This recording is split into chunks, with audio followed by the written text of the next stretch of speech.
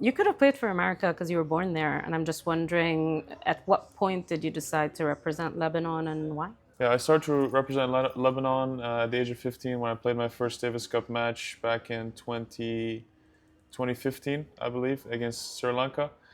Yeah, I just represented Lebanon to be able to represent my roots, my background. My dad's Lebanese. I grew up there, and just proud to represent my people and where I come from. What's the reaction been like? First of all, I want because we didn't really speak that much after Australia, so I want to know what was that experience like. Your goal was to play one main draw. That was the beginning. You were like, I just want to qualify for a slam, and then it happened so early in the year. Yeah. Can you walk me through the qualifying experience first, and how it felt at making it through that? Yeah, it's a long story to tell. So I mean, playing my first round qualies, it was a rainy day. Had some rain delays. I played Gibson. I got through that one. There was about maybe 4 or 5 people in the stands. And then I played my second round match against Tang, a really tough opponent who was a former top 100 player. It was a tough one as well. I won and the tiebreak in the second set. And then the last round of qualies was probably one of the craziest matches I've played.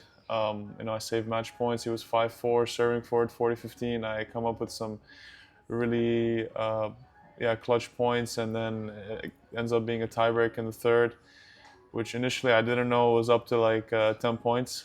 And yeah, I won that one, and it was absolutely incredible. So many Lebanese people came out to watch that, and then I get a couple days off, play my first round main draw, and then they just all the Lebanese people in Australia got together to support me in my first round match. It was absolutely incredible. That was an experience to never forget. And getting through that one, raising the flag at the end, it was just such a memorable moment for me. So you had already expected. You were like, okay, I know there's Lebanese people in Australia. They might show Mhm. up, but was it like anything you could have expected? No, I did not expect for that many Lebanese people to come out. I mean, I know they have a huge Lebanese community, but I don't know if they were like really involved in sports. And then, as soon as they heard there was a Lebanese guy in the main draw playing, for the first time, they all like just came out to support, which I was really grateful for. And that was such a amazing time playing in front of them. The energy was unbelievable, and yeah, I just hope to have more experiences like that in the future. Have you been home since or no? I've been home for a really short period of time, like 2 days, and then I had to go prepare for Davis Cup in Egypt. So yeah, not very long time at home. The, does I think the tour doesn't give you a chance to let things sink in. Everything is back to back. Have you allowed yourself to take stock of what's happening, or is it even better not to think about it? I'm just curious what your mindset's like.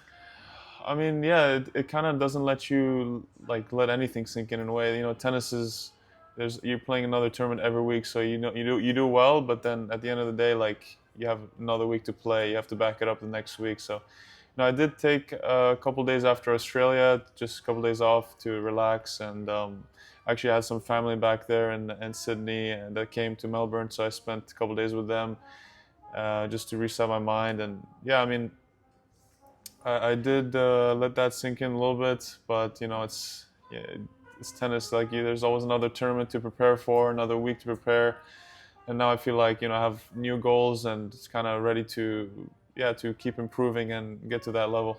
What are the new goals, if you can share a couple of them? Well, one of my goals is to be in the top 100. Of course, that's every tennis player's dream, is to be able to be in that level, that ranking, to play the main draw of the slams and get in all these big tournaments. So that's my goal for now, is to be in the top 100. uh, Winning a round in a slam, even just making a slam main draw, you kind of secure a decent chunk of money. And I'm wondering with you, do you allow yourself to splurge a bit, or is it all going into your career, or what's the balance like? There's a bit of balance. Yeah, I allow myself to like splurge a little bit on healthy things though. Yeah, nice experiences. Got out to eat some nice places a couple times with the family and stuff. But yeah, no, it's huge for me to like plan out the rest of my season. I actually use it to bring my fitness coach the other week to train with me for 2 weeks. Actually here in Dubai. So no, it's mostly towards my career and investing more in myself to be able to perform at a high level. And yeah, I just hope to keep doing that, keep investing in myself, and yeah, if I have some room to splurge here and there just to balance things, yeah, why not? I have spoken to before about going to college, but just for the sake of this interview, I'm wondering, do you think if you hadn't gone to college, you would have been able to do what you're doing now, or do you think it was crucial for your development? I definitely think it's crucial for my development. I think college tennis, the level's gone up a lot. There's a lot of good players that went through college who are currently doing well on tour. I think it's good to develop as a person and to have also a degree. And you never know what's going to happen in tennis. You could, God forbid, have like a career-ending injury, and then what you have nothing to rely on. So I'm happy that I got my degree, and it's just another achievement to have. And I'm happy I went through college. Also, playing on a college team was really special to me. Playing in like a lot of environments where there was a lot of fans and like heckling and stuff. So it was really, yeah, it was a development for me to be able to get all those resources for free, basically, all the entire 4 years. Yeah, it was a good experience. Developed me as a player and as a person.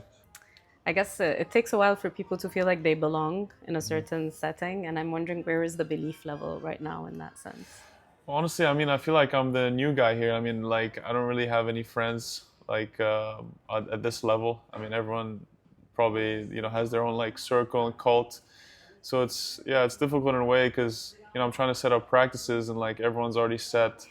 So I mean, I end up hitting with my coach most of the time. But yeah, it's a bit of a transition to to kind of get used to the new environment, the new players, and trying to get yourself like in there in a way, like trying to practice with them and stuff like that.